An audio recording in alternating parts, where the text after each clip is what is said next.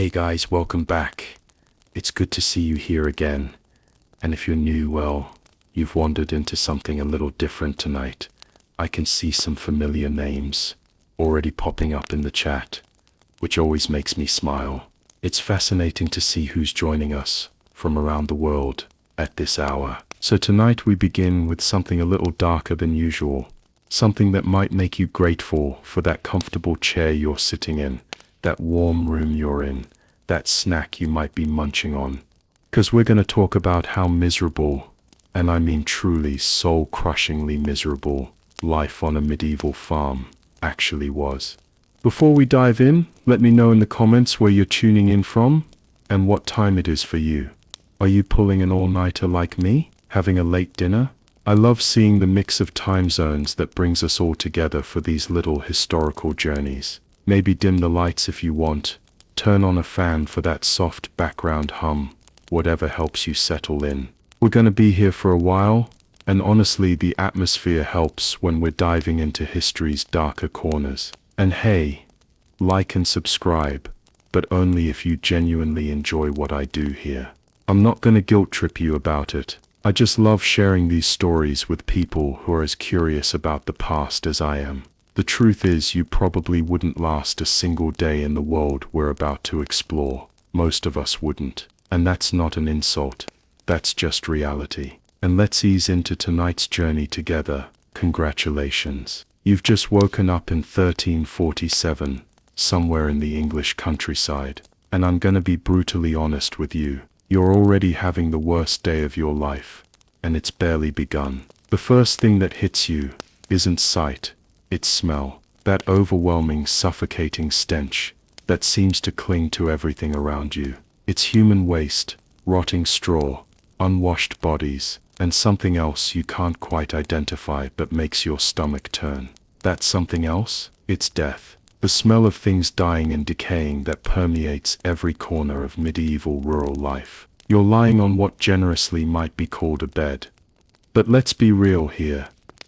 It's a pile of straw that hasn't been changed in months, covered with a rough woolen blanket that's more holes than fabric. The straw beneath you is damp, partly from the perpetual moisture that seeps through your hovel's walls, partly from, well, let's just say medieval people didn't exactly hop out of bed for midnight bathroom breaks. Chamber pots were a luxury you couldn't afford. Your home, and I'm using that term very loosely, is a single room measuring maybe 12 by 15 feet. The walls are made of wattle and daub, which sounds quaint until you realize it's basically sticks and mud mixed with animal dung and human hair. These walls are cracking, letting in drafts that cut through you like knives, and they're crawling with insects you can't even identify in our modern world. The floor? Dirt. Just packed earth, sometimes covered with rushes if you're lucky, but mostly just bare ground that turns to mud when it rains, which it does, constantly. And when I say constantly, I mean this is the little ice age we're talking about. The climate is colder and wetter than anything you've experienced in your modern life. There's no window glass, obviously. Glass was for churches and the impossibly wealthy. You've got a hole in the wall, maybe covered with an oiled cloth, if you're doing well, more likely just open to the elements. In winter you chose between freezing or suffocating from smoke, because there's no proper chimney, just a hole in the roof that may or may not actually draw the smoke up and out. Speaking of smoke, there's your fire pit in the center of the room. It's not giving off much heat, because fuel is precious and hard to come by. You burn whatever you can find, twigs, dried animal dung, sometimes even bones if you're desperate. The smoke burns your eyes and lungs constantly, giving everyone in your family that persistent cough that never quite goes away. You share this space with your entire family, and probably your animals too. That pig snorting in the corner, that's not a pet, that's your family's most valuable possession, worth more than everything else you own, combined. The chicken scratching around? They're your insurance policy against starvation, assuming something doesn't kill them first. And let's talk about your family for a moment. Your wife, if she's still alive, looks decades older than her actual age. Constant childbirth, malnutrition and back-breaking labor have aged her body in ways that would shock you. Your children, the ones who survived infancy anyway, are already working. That 6-year-old isn't playing with toys. She's feeding chickens, gathering eggs, helping with endless chores that keep your family from dying. The baby who was born last winter, gone. One morning he was just cold and still, and you buried him behind the hovel in ground so hard you had to wait for a thaw to dig deep enough. You didn't even have wood for a proper coffin, just wrapped him in a scrap of cloth and tried not to think about it too much, because thinking about it meant you couldn't function, and if you couldn't function, everyone else died too. Now you're sitting up on your pile of moldy straw, and your body is telling you things that make you want to crawl back into unconsciousness. You're hungry. Not the kind of hunger you know from skipping lunch, but the deep, gnawing, desperate hunger that comes from never having enough food. Your stomach isn't just empty, it's eating itself. Your joints ache from sleeping on the ground, and from yesterday's back-breaking labor.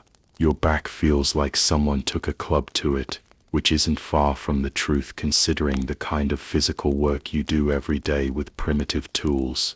Your hands are cracked and bleeding from handling rough wood and metal implements without gloves, because gloves are another luxury you can't afford. But here's the kicker: you can't stay in bed.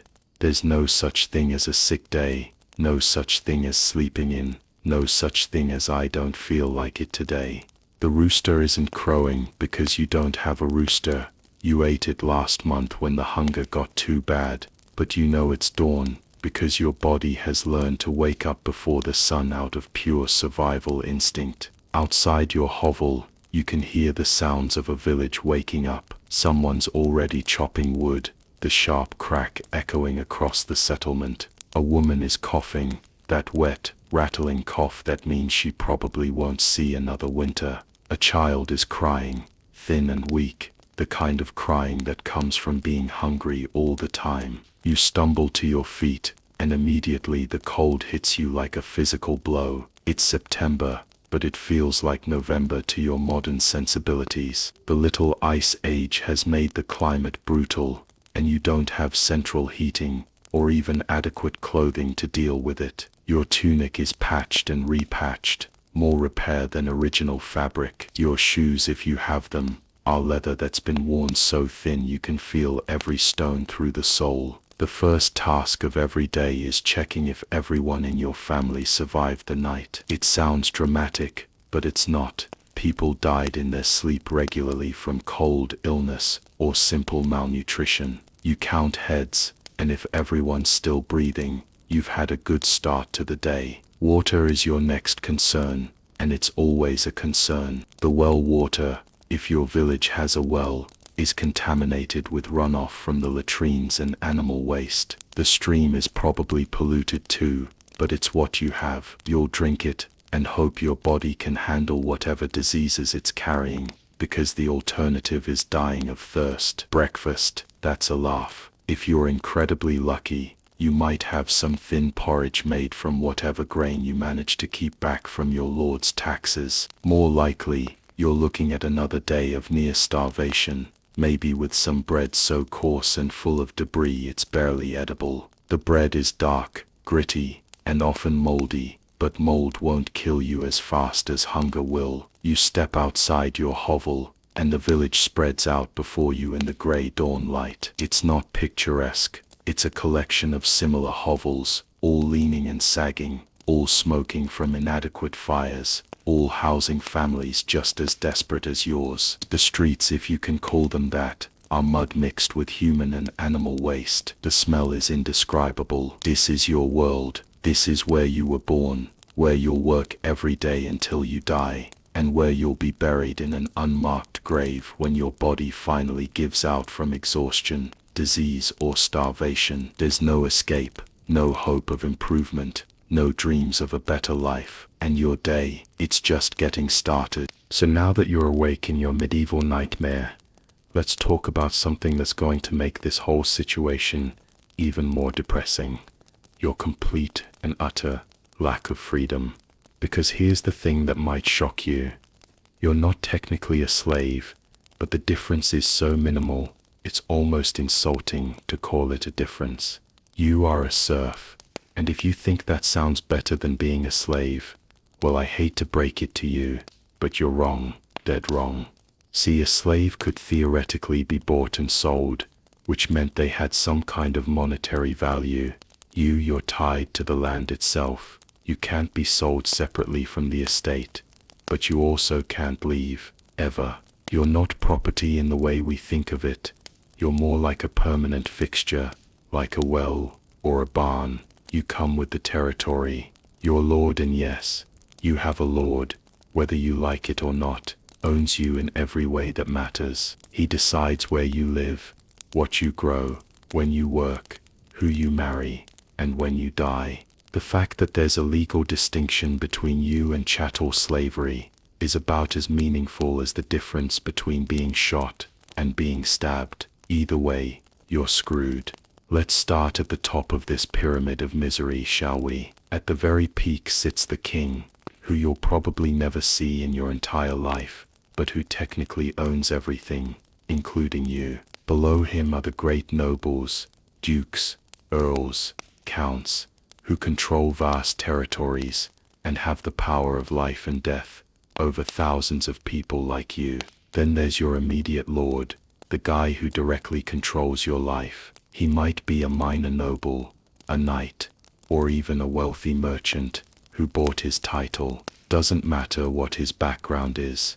What matters is that he has absolute power over you and everyone in your village. He lives in that manor house you can see from your hovel, the one with actual stone walls and glass windows, and a proper roof that doesn't leak. The contrast between his life and yours isn't just dramatic, it's almost comical if it weren't so tragic. While you're waking up in a pile of moldy straw, he's sleeping on a feather mattress in a heated room. While you're wondering if you'll have enough porridge to survive the day, he's deciding which of several meat courses to have for breakfast. While you're dying slowly from malnutrition and disease, he's complaining that his wine isn't quite the right temperature. But here's where it gets really twisted.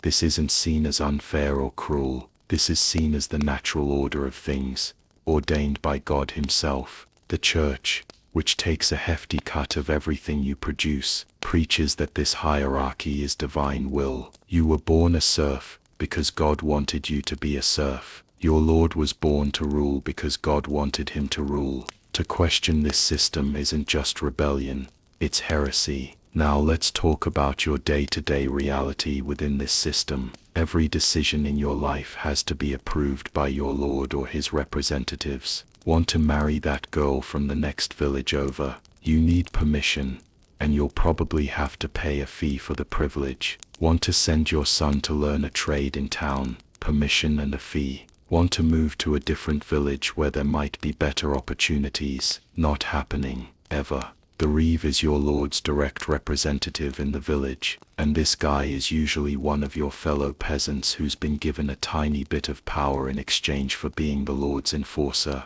He's the one who makes sure you're working hard enough, that you're paying all your fees and taxes, that you're not stepping out of line. And here's the psychological torture of it. He's one of you, but he has to abuse you to keep his slightly better position. Then there's the bailiff, who's usually from outside the village, and answers directly to the Lord. This guy's job is to squeeze every possible penny out of you and your neighbors. He's the one who shows up when you can't pay your taxes, the one who decides which of your possessions get seized, the one who determines whether your family gets to keep enough grain to survive the winter. The church has its claws in you too, of course. The priest demands his tithe. 10% of everything you produce goes to the church, whether you're starving or not. The church owns about a third of all land in England, and they're just as ruthless as any secular lord when it comes to extracting wealth from people like you. But wait, there's more, because it's not just about the big payments. It's about the constant, never-ending stream of fees and obligations that keep you trapped in poverty. There's the Harriet. When you die, your lord gets to take your best animal or your most valuable possession before your family can inherit anything. There's the merchant, the fee you pay for permission to marry. There's the Levite, the fine you pay if your daughter gets pregnant outside of marriage. There's the tollage, arbitrary taxes your lord can impose whenever he feels like it. There's the pannage, the fee for letting your pigs eat acorns in the Lord's forest. There's the fold soak. You're required to keep your sheep in the Lord's fold and pay for the privilege. There are fees for using the Lord's mill to grind your grain, fees for using his oven to bake your bread, fees for just about everything you need to do to stay alive. And here's the truly sick part. You can't just choose not to use these services. You're required to use the Lord's mill, required to use his oven, required to follow his rules. It's a monopoly enforced by law and backed by violence. The legal system, such as it is, exists solely to maintain this hierarchy. The manorial court is where disputes get settled, and guess who's in charge of it? Your lord or his representative. Justice isn't about right and wrong. It's about maintaining the system that keeps you down and keeps the wealth flowing upward.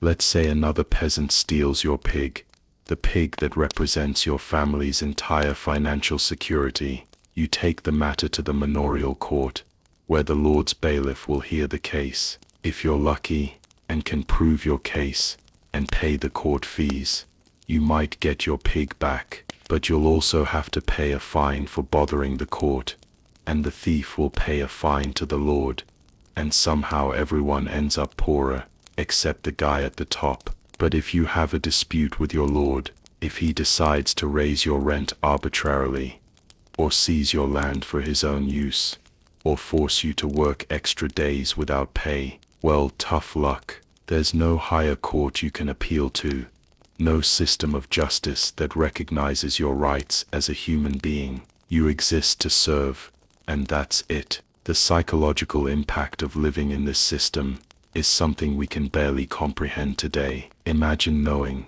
from the moment you're born until the moment you die, that your life has no value except as it serves someone else's interests. Imagine never making a single important decision for yourself, never having control over your own destiny, never having hope that things might get better. And the worst part, this system is so entrenched, so normalized, that most people can't even imagine an alternative. The idea that peasants might deserve the same basic rights as nobles is literally unthinkable. The concept that someone might be able to rise above their birth station through hard work or talent is not just unlikely, it's seen as a violation of the natural order. This is what you're trapped in. This is the cage that contains your entire existence, and the bars are made of law, custom, religion, and violence. You didn't choose this life, you can't escape this life, and you'll die in this life, probably before you're 40, and tomorrow morning, you'll wake up in that pile of moldy straw, and it'll all start over again. Alright, so you've woken up in your medieval hell, you understand that you're basically property, and now it's time to talk about what you're going to do with every single day, for the rest of your short, miserable life. Spoiler alert, you're going to work, and when you're done working, you're going to work some more, and when you think you might be finished working, surprise, there's more work. Let's start with your schedule, because the concept of work-life balance is about as foreign to your medieval existence as space travel. In summer you're up at 4 a.m., not 6 a.m. like some modern early risers. 4 a.m., when it's still dark and cold, and your body is screaming at you to stay in that pile of straw. Why 4 a.m.? Because you need to maximize every single moment of daylight. And daylight means survival. You stumble out of your hovel, and the first thing you need to do is check on your animals, assuming you have any. That pig we mentioned, it needs feeding, even though you barely have enough food for your family. Those chickens, they need care, and you need to gather their eggs before something else does. Your ox, if you're lucky enough to share one with your neighbors, needs tending. These animals aren't pets, they're your lifeline, and if they die, you probably die too. Now let's talk about farming with medieval technology, which is basically like trying to perform surgery with a butter knife. Your plow, it's a wooden contraption that barely scratches the surface of the earth. You're not breaking up soil efficiently. You're fighting it, inch by miserable inch. Modern farmers can plow an acre in about 20 minutes with machinery. You'll be lucky to handle an acre in a full day of back-breaking labor. The plow itself is a torture device designed to destroy your body. You're either pushing it yourself, and we're talking about 100+ pounds of wood and crude metal, or you're walking behind an ox or horse that's probably as undernourished as you are. Your hands are wrapped around rough wooden handles that give you splinters and blisters that never heal, because you can't stop working long enough for them to heal. But here's the thing about medieval plowing that really drives home how brutal this life was. You don't just plow once and call it good.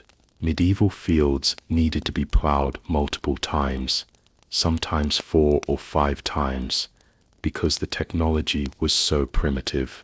Each pass barely made a dent, so you'd do it again and again and again and again until your back felt like it was breaking and your hands were raw and bleeding. And plowing is just the beginning. Once you've somehow managed to break up the soil, now you need to seed it. That there are no seed drills, no machinery to help distribute the seeds evenly. You're walking across your field with a bag of precious seeds, seeds you might have to eat if things get desperate enough, scattering them by hand and praying to God that birds don't eat them, that they don't rot in the ground, that the weather cooperates. This seed scattering, by the way, is an art form that takes years to master and can mean the difference between eating and starving. Scatter too thick in one area, too thin in another, and your entire year's work is wasted. You're doing this across acres of uneven, poorly prepared ground, trying to calculate in your head how much seed you have left and how much ground you need to cover. Then comes the waiting, which isn't really waiting, because there's always something else that needs doing. You're repairing tools with whatever scraps of metal and wood you can find. You're mending fences to keep animals out of your crops. You're clearing stones from fields, and in medieval England, there are always more stones. Every winter, frost pushes new rocks to the surface, so stone clearing is literally a never-ending job. When your crops finally start growing, that's when the real fun begins. Weeding with your hands for hours every day. You're bent over in the field, pulling weeds one by one, while the sun beats down on you, or the rain soaks through your inadequate clothing. Your back is screaming, your knees are shot, and there are still acres left to go. And here's something that might not have occurred to you. Medieval crops were terrible compared to what we have today. Through centuries of selective breeding, modern plants produce more food per acre and are more resistant to disease and pests. Your medieval crops are weak, prone to failure, and produce pathetically small yields, even under the best conditions. But let's say your crops survive the weather, the pests, the diseases, and your own inexperience. Now it's harvest time, which sounds celebratory, until you realize you're doing it all by hand, with tools that would be considered primitive by Roman standards. You're cutting grain with sickles and scythes, bent over for hours, moving through fields in the blazing heat, while racing against time and weather. The scythe, that iconic farming tool, is basically a long-handled blade that requires perfect technique to use effectively. Most people couldn't use one without cutting themselves or exhausting themselves within an hour. The sickle was more common, but slower.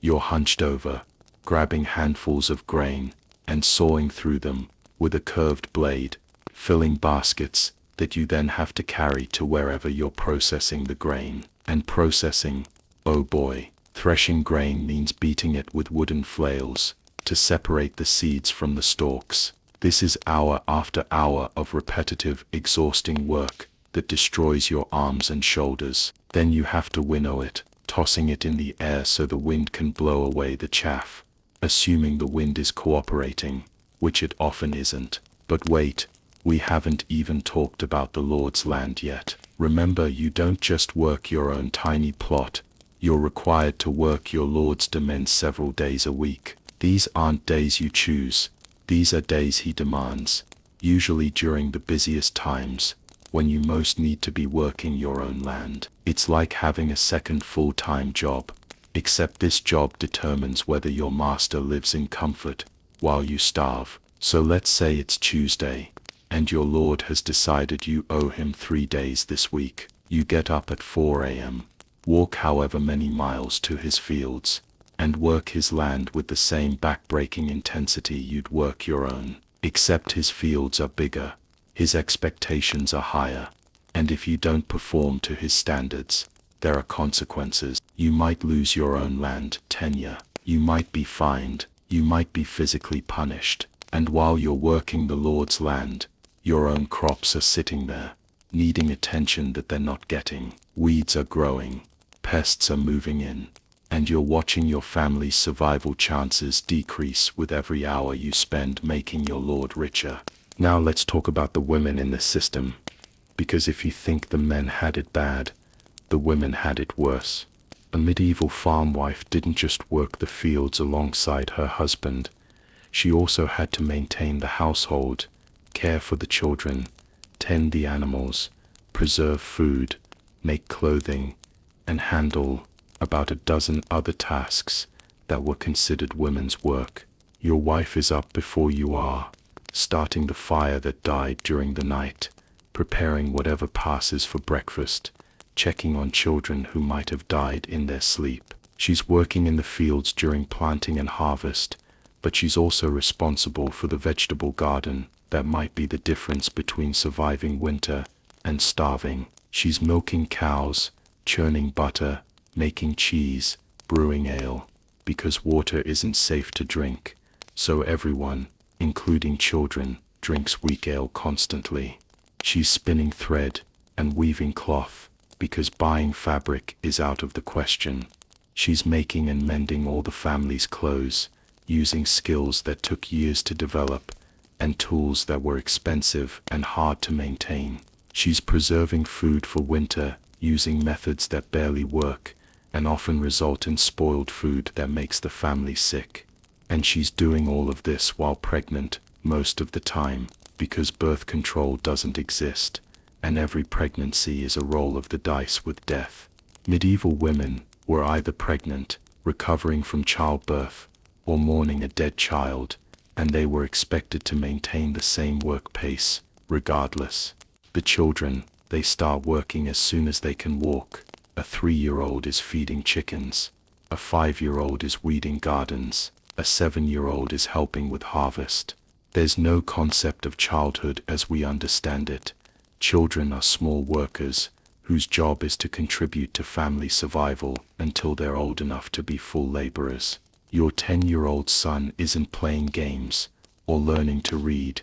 He's learning to use tools that can maim or kill him if he makes a mistake. He's handling livestock that outweigh him by hundreds of pounds. He's working in conditions that would horrify modern child safety advocates.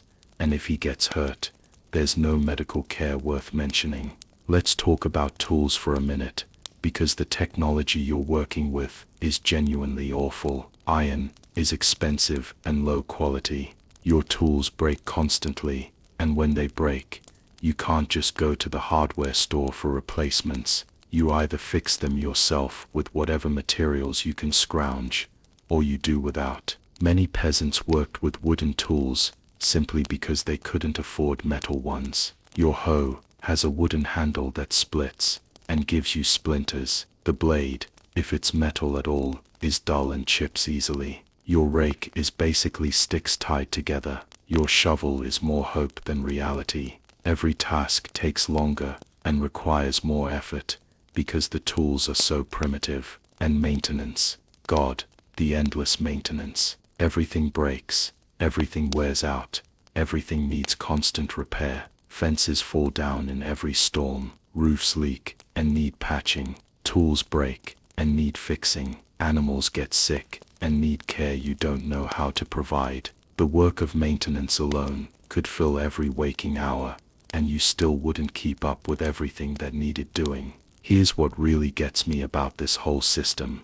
There's no such thing as time off, no weekends, no holidays, no vacation days, no sick leave. If you're not working, you're dying. It's that simple. Even Sundays, which were supposed to be rest days according to church law, were filled with necessary tasks that couldn't wait. And the seasonal nature of farming means that when there's work to be done, you work until you literally can't work anymore. During planting and harvest, you're working 18-hour days in conditions that would kill most modern people. During winter, you're barely surviving on stored food while trying to maintain tools and buildings and keep animals alive. The concept of retirement didn't exist. You worked until you died, and you usually died while working. Your body wore out from the constant physical labor, but there was no pension, no social security, no family wealth to fall back on. When you couldn't work anymore,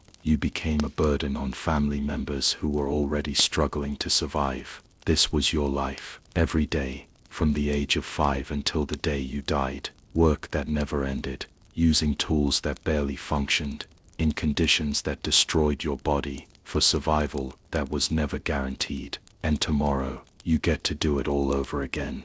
Now we need to talk about something that's going to be with you every single day of your medieval life, something that shapes every decision you make and haunts every moment you're awake: hunger.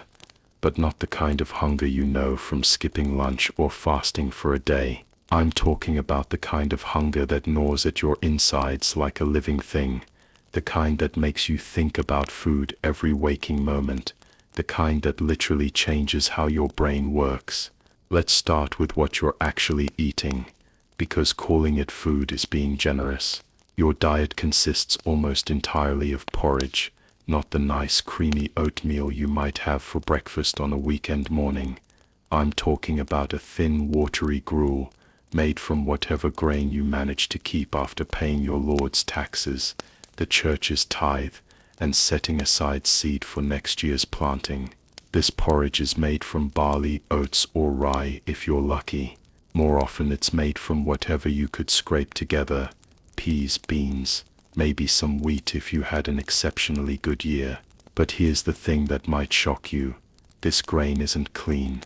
It's full of debris, dirt, stones, and often ergot, a fungus that can literally drive you insane and kill you slowly. The process of cleaning grain was so labor-intensive and time-consuming that most peasants just accepted that their food would be contaminated. You're eating stones that crack your teeth, dirt that gives you intestinal problems, and sometimes poison that makes you hallucinate. But you eat it anyway because the alternative is starving to death. And this porridge, it's thin, really thin. You're not getting a hearty bowl of thick, nutritious oatmeal. You're getting what's basically flavored water with some grain floating in it, because you have to make your limited food supplies stretch as far as possible. 1 cup of grain might need to feed your entire family for a day, so you add as much water as possible and hope it fills your stomach enough to stop the cramping. Now let's talk about bread, because bread was the foundation of medieval diet when you could get it. Medieval bread was dark, coarse, and often inedible by modern standards. The grain was ground with stone mills that left grit in the flour, so every bite was literally wearing down your teeth. By the time most peasants reached middle age, their teeth were ground down to nubs from eating this stuff every day. But here's the really depressing part. Even this terrible bread was often out of reach. Good bread was made from wheat, which was expensive and usually reserved for the wealthy. Peasant bread was made from rye, barley, or whatever grain was cheapest and most available. And even then, you often couldn't afford enough flour to make proper bread, so you'd mix in whatever you could find to bulk it up. Pea flour, bean flour, acorn flour, anything that could be ground up and mixed in to make the bread go further. Sometimes peasants would add sawdust or even clay to their bread, just to make it more filling. I'm not exaggerating here. Archaeological evidence shows that medieval peasant bread often contained non-food substances, because people were so desperate to feel full. The bread was often moldy because storage was a nightmare. You didn't have refrigeration, you didn't have proper containers, and humidity was a constant problem in medieval buildings. So you'd eat moldy bread and hope it didn't kill you, because throwing away food meant your family might starve. Let's talk about meat for a minute, because I know that's what you're wondering about. Forget it. Just forget about meat entirely. That pig you're keeping, that's not food, that's a savings account. You might kill it once a year, probably around winter, and then you'd have to preserve every scrap of it, because there was no refrigeration. Most of it would be salted or smoked, turning it into something that would barely be recognizable as meat today. Chicken was slightly more common, but only because chickens laid eggs, and eggs were too valuable to eat regularly. You might get chicken meat when a bird was too old to lay eggs or got killed by a predator, but fresh meat, a nice roast or steak, that was for the wealthy. Peasants might taste fresh meat a few times a year, if they were incredibly lucky. Fish was available if you lived near water, but even then, the best fishing spots were controlled by the Lord. You might be able to catch some small fish occasionally, but fishing took time away from farming, and farming was what kept you alive. Plus, fish spoiled quickly without proper preservation methods. So what else did you eat? Vegetables, but not the variety you're thinking of. Your vegetable garden, if you had one, might have some onions, leeks, cabbage, and peas, maybe some beans if you were lucky. These vegetables were usually added to that porridge I mentioned, creating a thin soup that was slightly more nutritious than just grain and water. Dairy was a luxury that most peasants couldn't afford regularly. If you had a cow, and most peasants didn't, the milk was usually turned into cheese because it lasted longer. But cows were expensive to maintain and often died from disease or malnutrition. Most peasants never tasted fresh milk or butter. Fruit was seasonal and often reserved for the Lord's table. You might find some wild berries or apples, but cultivated fruit was usually grown in the Lord's orchards and was off limits to peasants. Even if you found wild fruit, you had to eat it immediately because there was no way to preserve it effectively. Now let's talk about the seasonal nightmare of medieval eating. Summer was the best time, relatively speaking, because that's when you had access to whatever vegetables you could grow, and maybe some wild plants. But even in summer, you were probably still hungry because you were working 18-hour days and burning calories faster than you could consume them. Fall was when you'd slaughter that pig, if you had one, and try to preserve the meat for winter. This was also when you'd harvest whatever grain you'd managed to grow, and find out whether you'd have enough food to survive until the next harvest. Spoiler alert, you usually didn't have enough. Winter was a slow-motion death sentence. This is when your stored food started running out, when the preserved meat went bad, when you realized you hadn't calculated your food needs correctly. Medieval peasants called this the hunger gap, the time between when winter stores ran out and when spring crops became available. It usually lasted for months. During the hunger gap, people ate things that would horrify you: tree bark, grass, leather, anything that might have some nutritional value, or at least fill your stomach temporarily. There are records of peasants eating dirt mixed with flour, not because they were stupid, but because they were so desperately hungry, they'd try anything.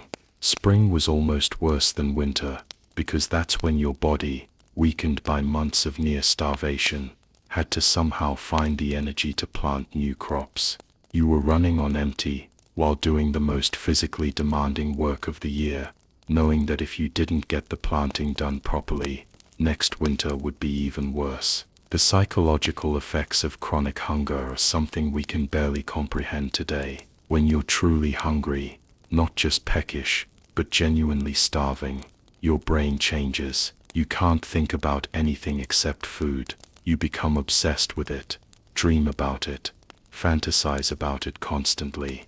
Every conversation somehow turns to food, and somehow turns to food. Every decision is filtered through the question of whether it will help you get more food. Chronic malnutrition also affects your brain chemistry. You become irritable, depressed, unable to concentrate. Your body starts eating its own muscle tissue to survive. Your immune system shuts down, making you vulnerable to every disease that comes along. Your wounds don't heal properly. Your hair falls out. Your teeth loosen and fall out. Children who grew up chronically malnourished, which was most children, were permanently stunted, both physically and mentally. They never reached their full height or intellectual potential because their developing brains and bodies didn't have the nutrients they needed. This created a cycle where each generation was weaker and less capable than they could have been. And here's something that really drives home the desperation. Food crime was incredibly common. People would risk brutal punishment, flogging, mutilation, even death, to steal food. Peasants would steal grain from their lord's stores, knowing that if they were caught, they'd be hanged. They'd poach animals from the lord's forests, knowing that poaching was a capital offense. The hunger was so severe that people would literally risk their lives for a few extra meals. The worst part about medieval hunger was its unpredictability. Even if you managed to have enough food one year, there was no guarantee about the next. A bad harvest, a harsh winter, a disease that killed your animals, a war that destroyed your crops, any of these could push you from barely surviving to slowly starving to death. And when famine hit, real famine, not just the usual chronic hunger, entire villages would empty out as people abandoned their homes to search for food elsewhere. Families would split up, children would be abandoned, and people would do things they never thought they'd do just to stay alive one more day. The wealthy, meanwhile, were complaining that their wine wasn't properly chilled and debating which of several meat courses to have for dinner. The contrast wasn't just unfair, it was obscene. While peasants were literally eating dirt to survive, nobles were throwing elaborate feasts, where more food was wasted than most peasants saw in a year. This is what hunger meant in medieval times. Not the mild discomfort of missing a meal, but the constant, gnawing, life-threatening reality of never having enough. It shaped every aspect of life, from what work you did, to who you married to, how many children you tried to have, and tomorrow you'd wake up hungry again, wondering if today would be the day you finally found enough food to feel full, knowing it probably wouldn't be. Alright, let's talk about the elephant in the room, or rather, the skeleton in the hovel. Because if everything we've discussed so far hasn't killed you yet, don't worry, something else will, and probably sooner than you think. Your life expectancy as a medieval peasant. If you make it to your 30th birthday, you're beating the odds. If you see 40, you're practically ancient. And if you somehow survive to 50, people will be asking you for wisdom, because clearly you've figured out some secret to cheating death that nobody else knows. But here's the thing that really puts this in perspective. These aren't just statistics. These are the faces you see disappearing from your village, year after year, until you start to wonder if you're living in some kind of cursed place. Except every place is cursed when you're a medieval peasant. Let's start with the obvious killer disease. But we're not talking about getting the flu and staying home from work for a few days. De fun end. We're talking about diseases that will literally eat you alive from the inside out. Diseases that will make you beg for death. Diseases that have names you can't even pronounce, because medical terminology didn't exist yet. Take dysentery, for example. This lovely condition, caused by contaminated water and poor sanitation, will give you bloody diarrhea, so severe that you'll dehydrate and die within days. And remember, your water sources are contaminated with human and animal waste, so dysentery is basically guaranteed. It's not a matter of if you'll get it, but how many times, and whether one of those times will kill you. The symptoms are horrific. You're cramping so badly you can't stand up straight. You're losing fluids faster than you can replace them. But the water you're drinking is what's making you sick in the first place. You're becoming delirious from dehydration, while your family watches helplessly, knowing they'll probably be next. Then there's typhoid fever, spread by the same contaminated water sources. This one's a slow burn, weeks of high fever, headaches, and abdominal pain, while your body slowly shuts down. Your family watches you waste away, talking nonsense, burning up with fever they can't break, until you either somehow recover or die. Tuberculosis was everywhere, spreading through the close quarters where families lived. You'd start with a little cough, nothing serious. Then the cough gets worse, and you're spitting up blood, and you're losing weight you couldn't afford to lose. Your family knows what's coming because they've seen it before. TB was basically a death sentence that took its time killing you. But let's talk about the parasites, because if you thought the diseases were bad, wait until you meet your new permanent roommates. You've got intestinal worms that are literally eating the food in your stomach before you can digest it. You're already starving, and now these worms are taking what little nutrition you manage to consume.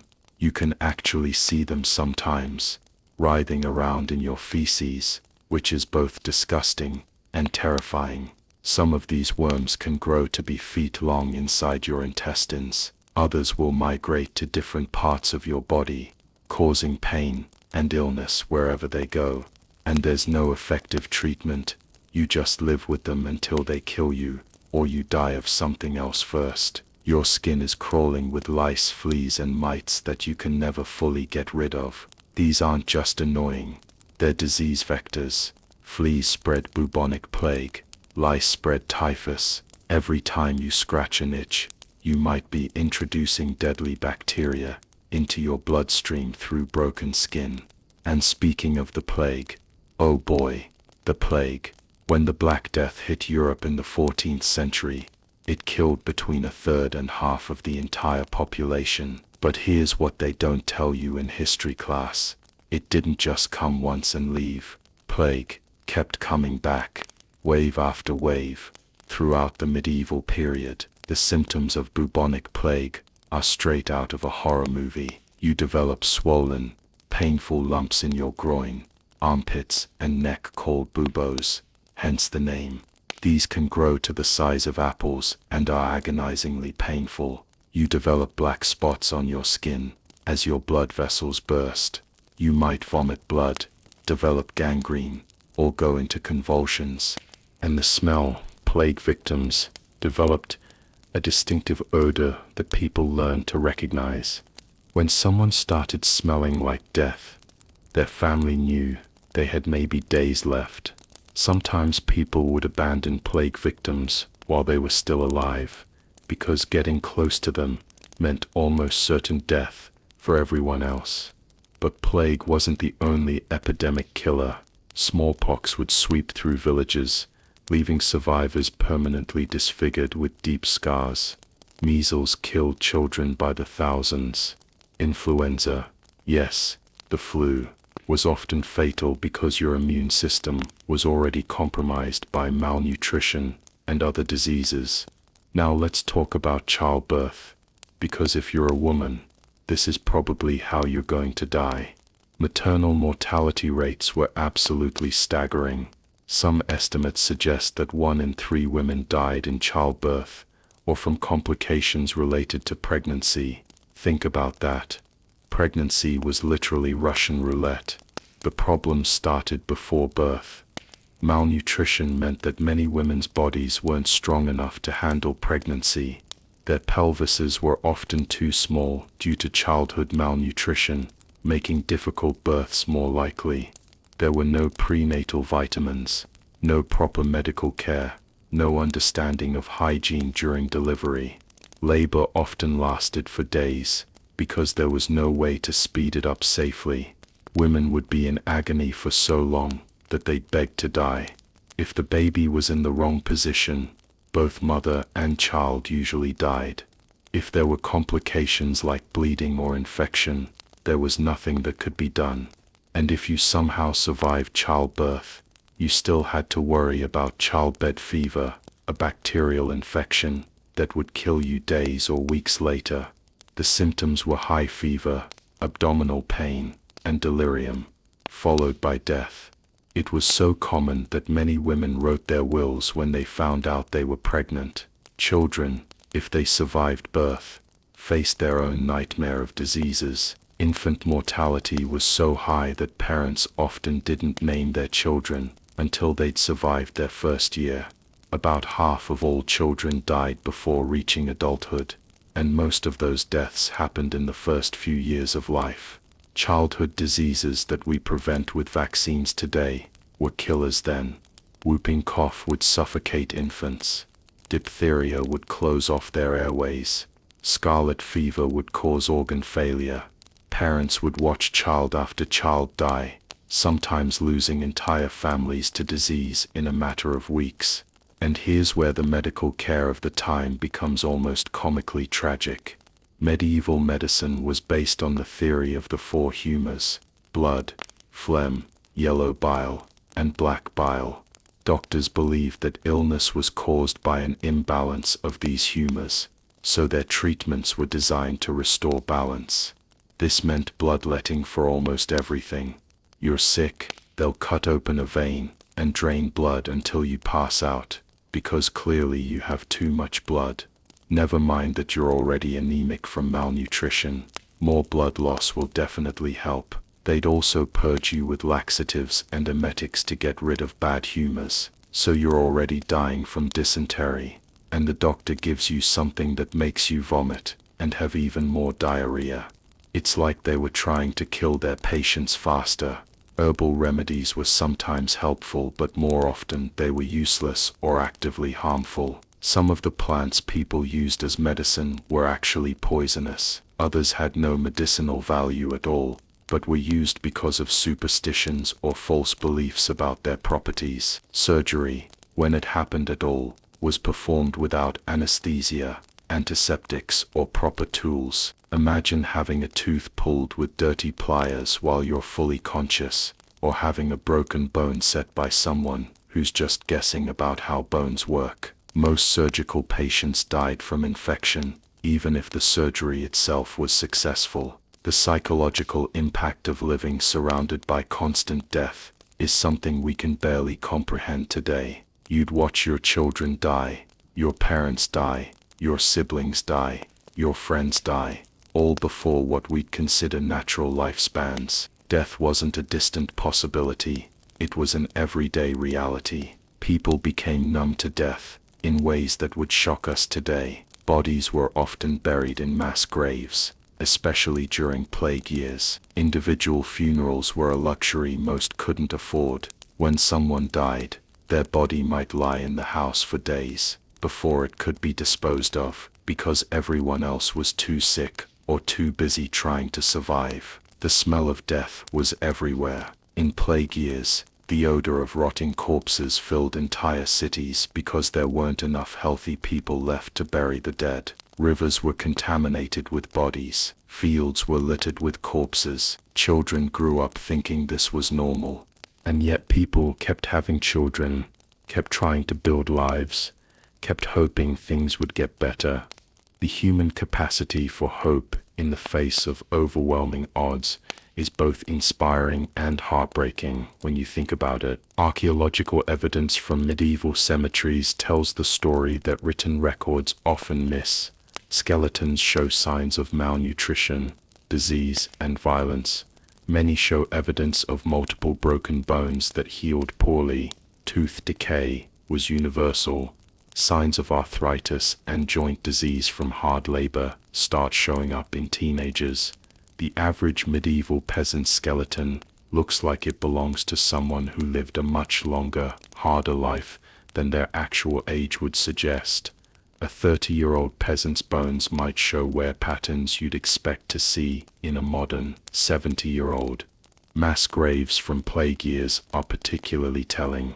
Bodies thrown in hastily, sometimes still wearing their clothes, often with evidence that they were buried while still alive, because people couldn't tell the difference between plague coma and death. Children buried with adults, entire families buried together. But here's what really gets to me about medieval death. It was so common that it became ordinary. People didn't have the luxury of prolonged grief because survival demanded constant attention. You'd bury your child in the morning and go back to working the fields in the afternoon, because if you didn't work, the rest of your family would die too. The wealthy, meanwhile, had access to actual medical care, better food, cleaner living conditions, and longer lifespans.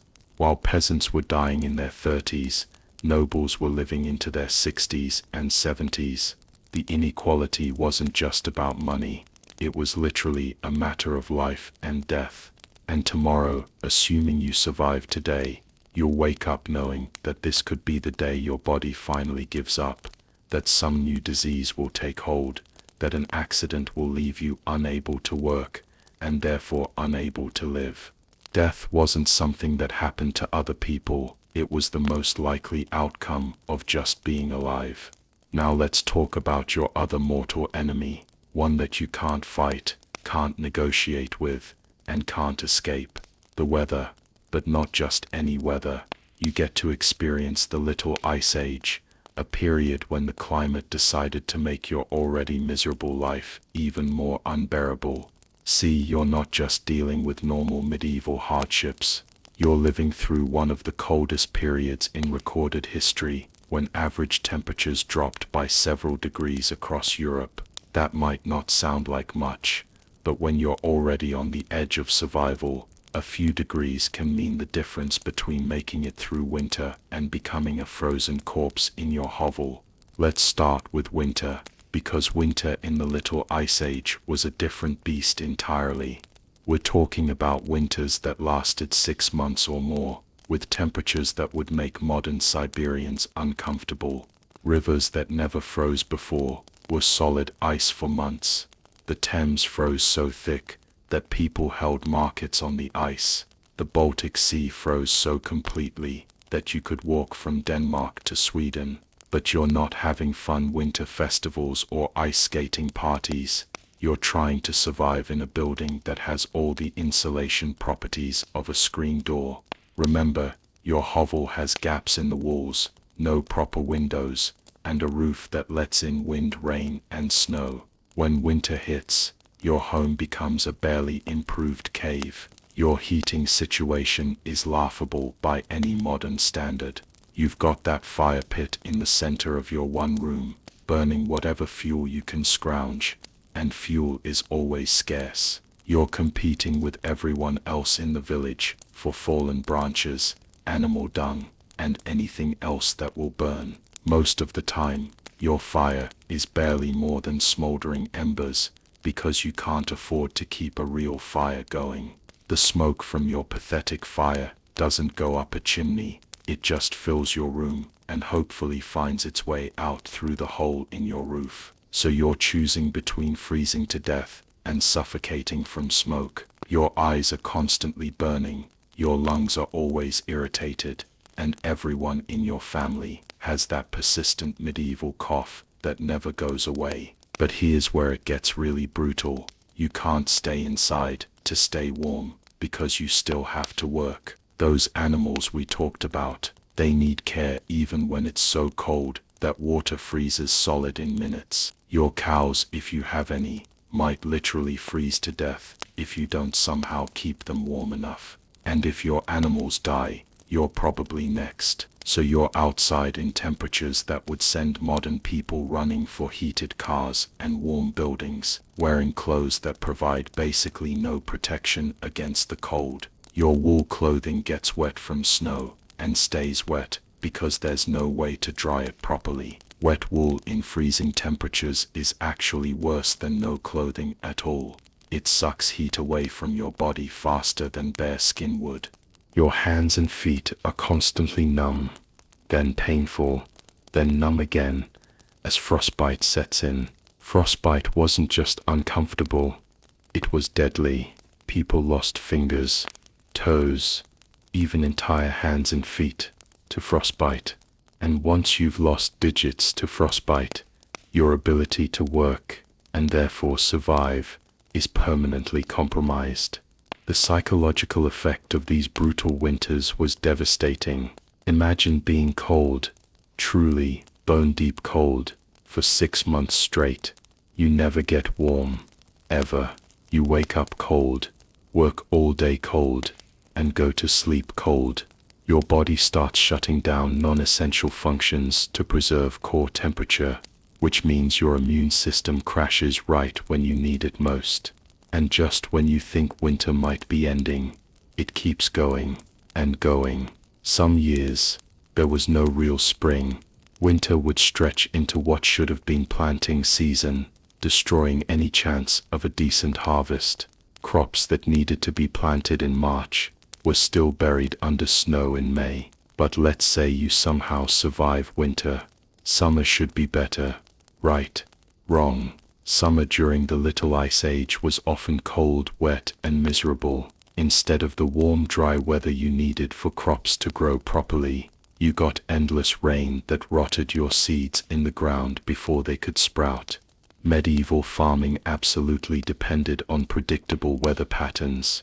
You needed dry weather for planting, moderate rain for growing, dry weather for harvesting. What you got instead was chaos. Too much rain at the wrong times, not enough rain when you needed it, late frost that killed young plants, early frost that destroyed crops just before harvest. The rain itself was a nightmare.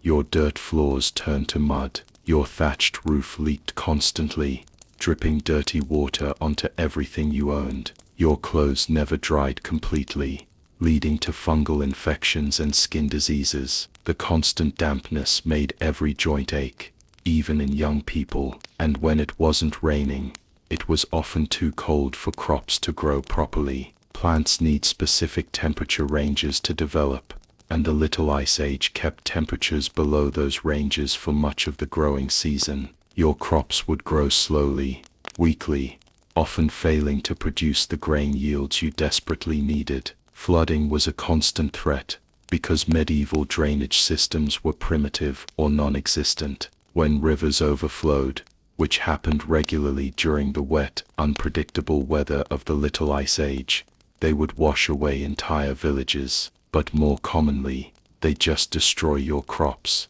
leaving you with nothing to eat for the coming year. The social effects of these climate disasters were staggering. When crops failed due to weather, entire regions would face famine. People would abandon their homes in search of food, creating waves of refugees wandering the countryside. These climate migrants often died by the thousands, unable to find food or shelter. Weather-related crop failures led to social upheaval on a massive scale. Hungry people do desperate things. They revolt against their lords. They attack neighboring villages. They turn to banditry and violence. The Little Ice Age wasn't just a climate phenomenon. It was a driver of social collapse across Europe. But here's what really drives home: how helpless you were against the weather. You had no way to predict it. No weather forecasts, no understanding of pressure systems or climate patterns. You'd plant your crops based on traditional timing, then watch helplessly as unexpected weather destroyed everything. Your entire survival strategy was based on assumptions about weather that were increasingly wrong during the Little Ice Age. Traditional planting dates that had worked for centuries suddenly became recipes for disaster. Folk wisdom about weather signs became useless when the climate itself was changing. Drought was just as deadly as too much rain. When summer rain failed to come, your crops would wither in the fields. Wells would dry up, leaving you dependent on contaminated surface water that increased disease rates. Animals would die of thirst and heat stress, destroying your family's most valuable assets. The dust from drought conditions would get into everything: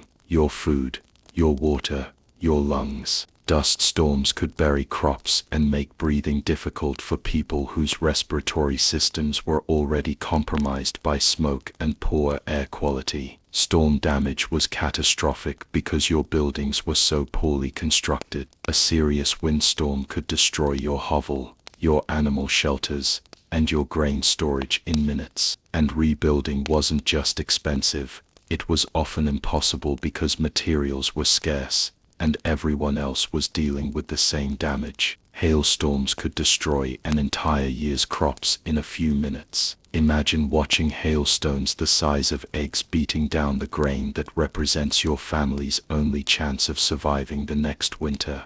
There's nothing you can do but stand there and watch your survival prospects literally get beaten into the ground. The seasonal extremes were getting worse during the Little Ice Age. Not only were winters colder, but the transitions between seasons were more abrupt and unpredictable.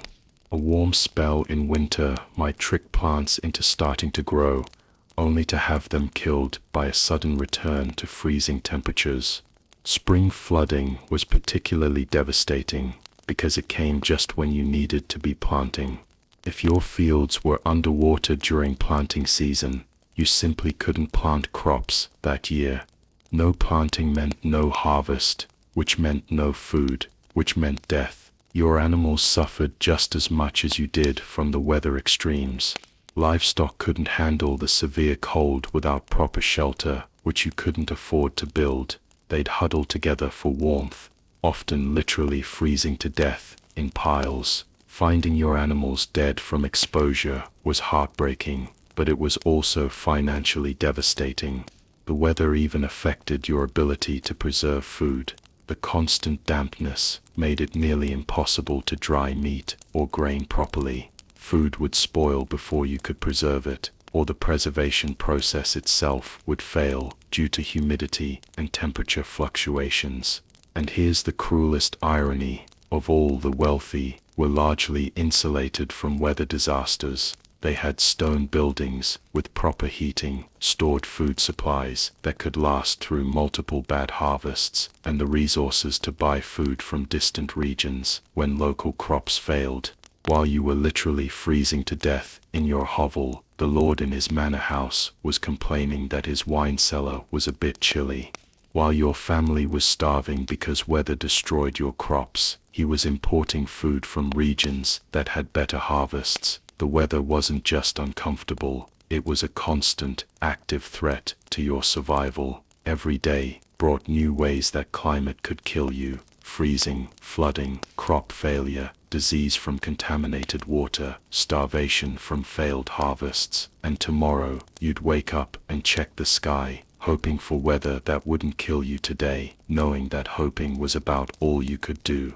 Let's talk about what happens when you break the rules in your medieval nightmare, or more accurately, when someone decides you've broken the rules, because the distinction between guilt and accusation is pretty much non-existent in your world.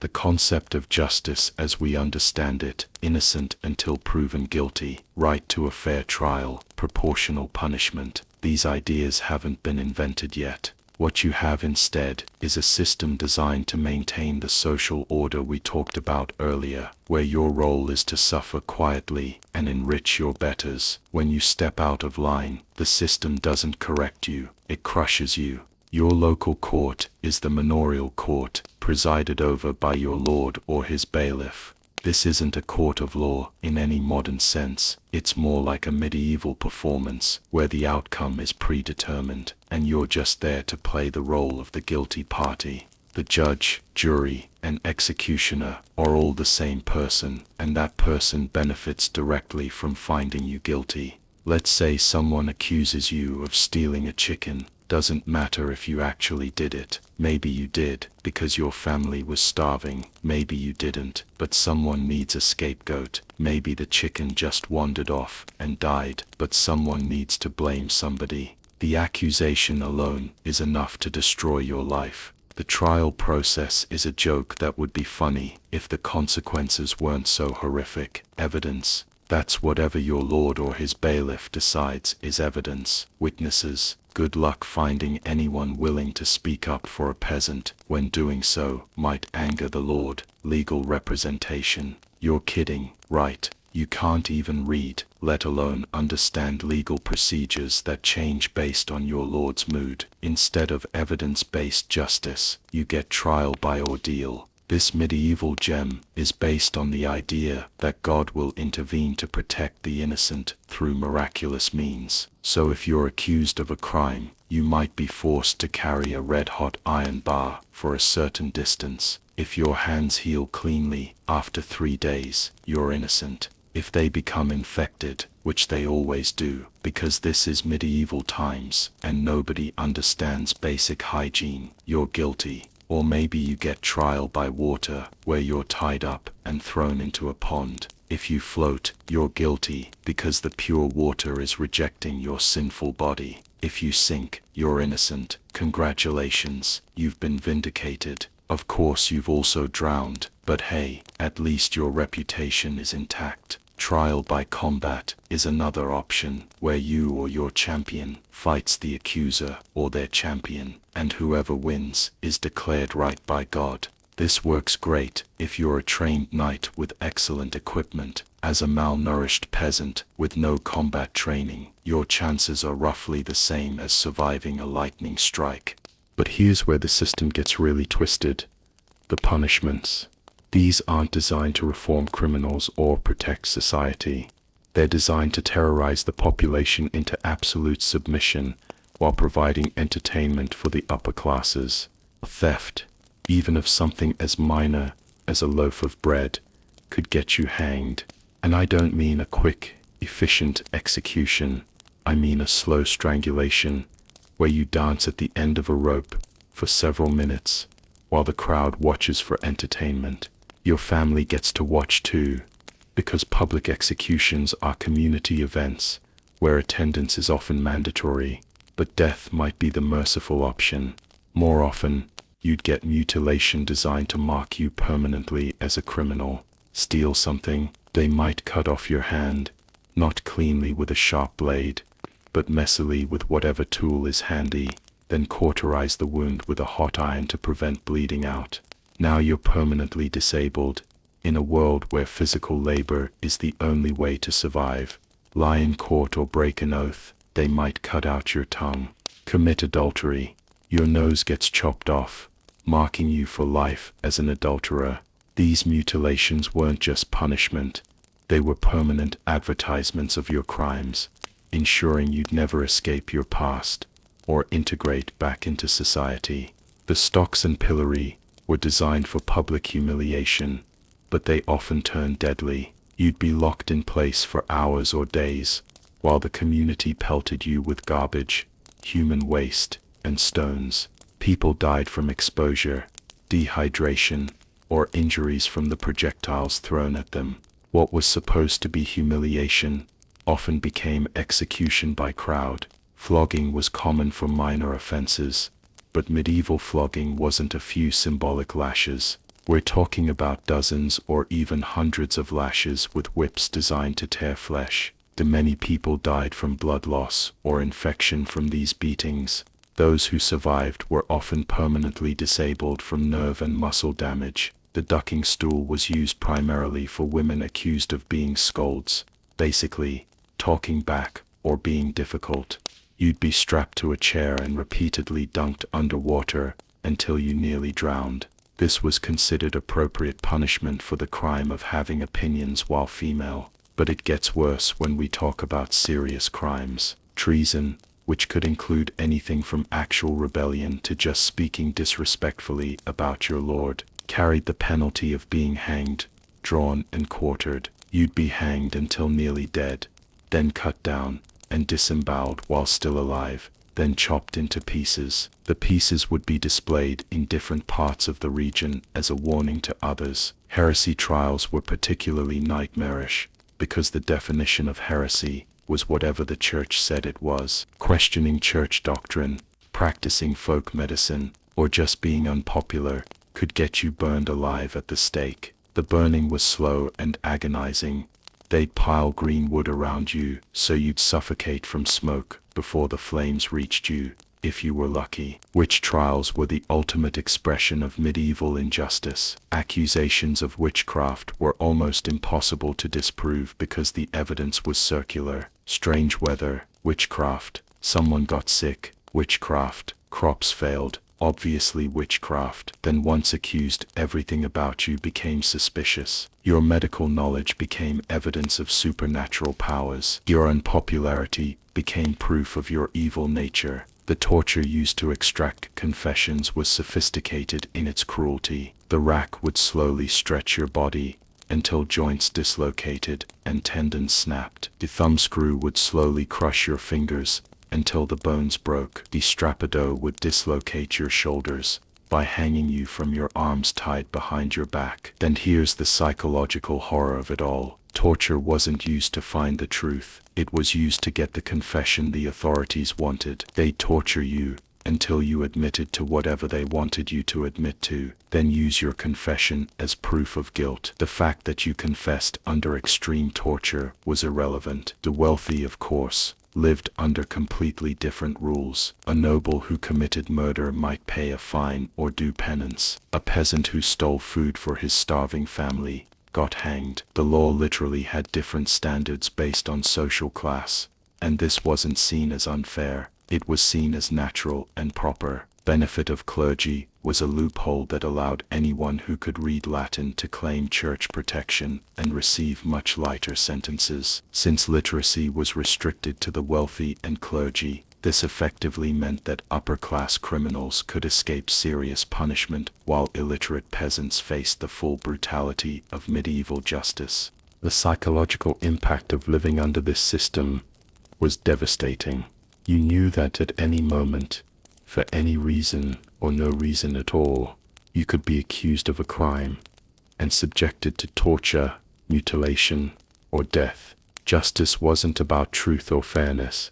It was about maintaining fear.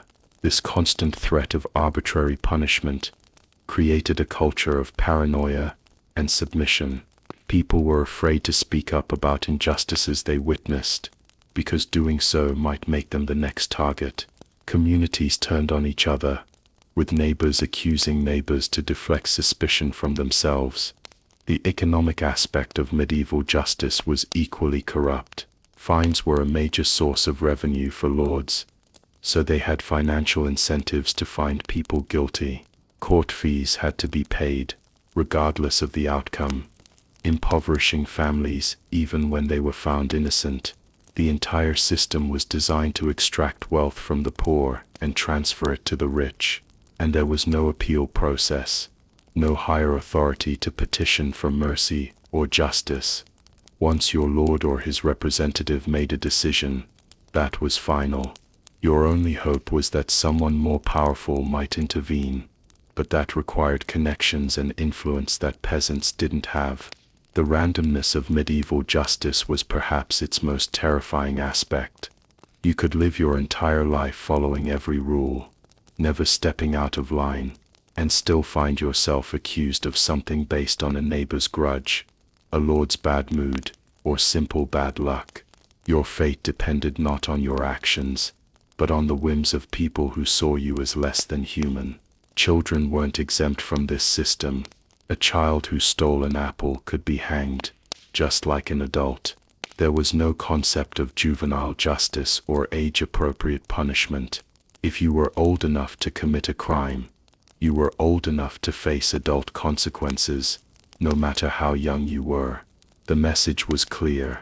You existed at the pleasure of your betters, and that pleasure could be withdrawn at any moment for any reason.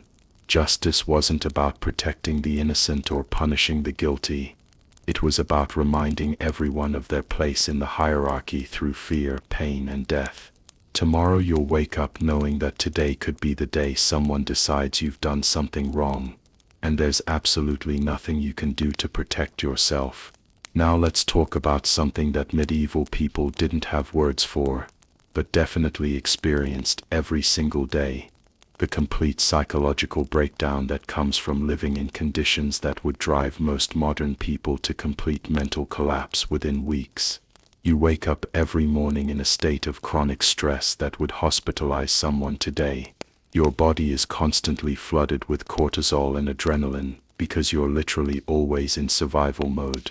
There's never a moment when you can truly relax. Never a time when you're not worried about where your next meal is coming from, or whether you'll survive the winter. But here's the thing that really gets to me. Nobody understood what was happening to people's minds. The concept of mental health didn't exist. Depression wasn't a medical condition. It was a moral failing. Anxiety wasn't a treatable disorder. It was weakness of character. PTSD wasn't a recognized trauma response. It was demonic possession. So you're dealing with what we'd now recognize as severe mental illness. But your society's response is to tell you to pray harder, work more, or submit more completely to God's will. The very support systems that might help you cope are instead telling you that your suffering is your own fault for not being pious enough. Let's start with what chronic malnutrition does to your brain. Because we've talked about the physical effects, but the mental effects are just as devastating. When your brain doesn't get adequate nutrition, which yours never does, it can't produce the neurotransmitters needed for normal emotional regulation. You're literally incapable of feeling normal happiness or contentment. The constant hunger creates an obsessive thought pattern, where you can't think about anything except food. Every conversation somehow turns to eating. You dream about food. You fantasize about food. Your brain becomes incapable of focusing on anything else, because it's screaming at you that you're starving to death. This food obsession combines with chronic sleep deprivation, because it's hard to sleep when you're cold, hungry, and in pain, to create a mental state that's basically a waking nightmare. You're exhausted but can't rest, hungry but can't eat, in pain but can't heal. Your brain starts to break down under the constant stress. Then there's the trauma, and I'm talking about trauma on a scale that's almost incomprehensible today. You've watched multiple children die.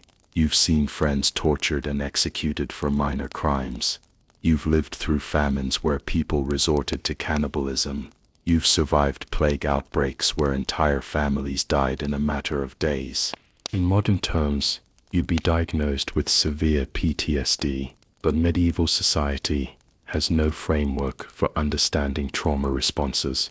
When you have flashbacks, they think you're being visited by demons. When you dissociate during particularly stressful moments, they think you're having religious visions or losing your mind. The hypervigilance that comes with PTSD is almost adaptive in your medieval world, because danger really is everywhere, but it means you never ever feel safe. You're constantly scanning for threats, constantly expecting the worst, constantly preparing for disaster. Your nervous system is permanently stuck in fight or flight mode. And the worst part, this isn't temporary. This is your entire life. There's no therapy, no treatment, no hope that things will get better. You're going to feel like this until you die, which probably won't be very long, given the stress you're under. The social isolation makes everything worse. In a world where survival depends on community cooperation, mental illness becomes dangerous. If you're too depressed to work, your family suffers.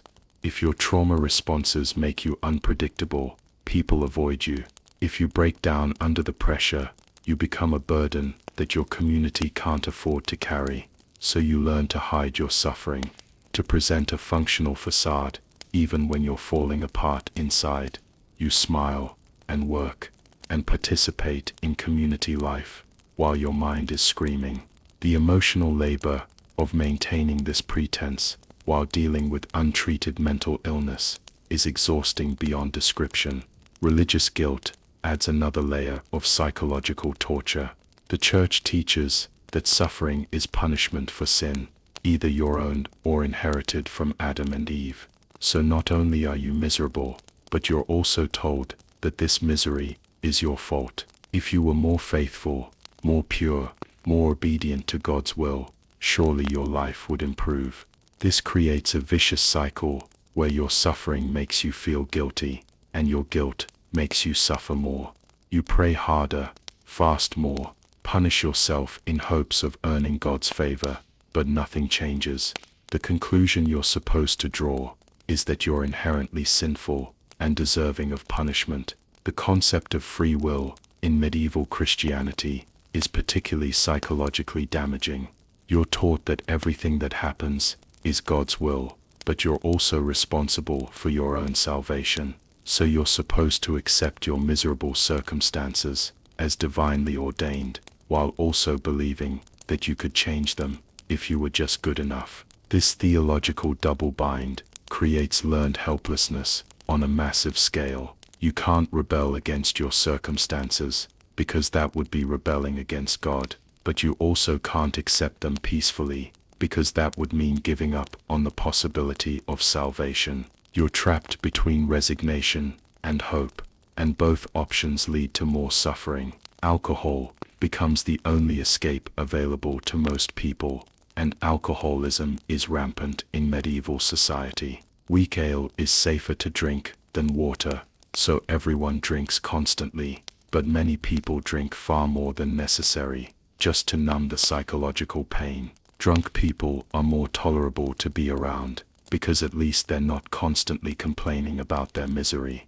But medieval alcohol is weak and often contaminated, so you need to drink large quantities to feel any effect. This leads to chronic dehydration, liver damage, and alcohol poisoning, adding more physical problems to your already overwhelming list of health issues. The social effects of widespread alcoholism are devastating. Domestic violence increases, work productivity decreases, accidents become more common, but alcohol is still the closest thing most people have to mental health treatment, so the cycle continues. Suicide rates are hard to measure historically, but evidence suggests they were much higher than in modern times. The Church considers suicide the ultimate sin, guaranteeing eternal damnation, but people still choose it over continuing to live in medieval conditions. When death by your own hand seems preferable to natural death,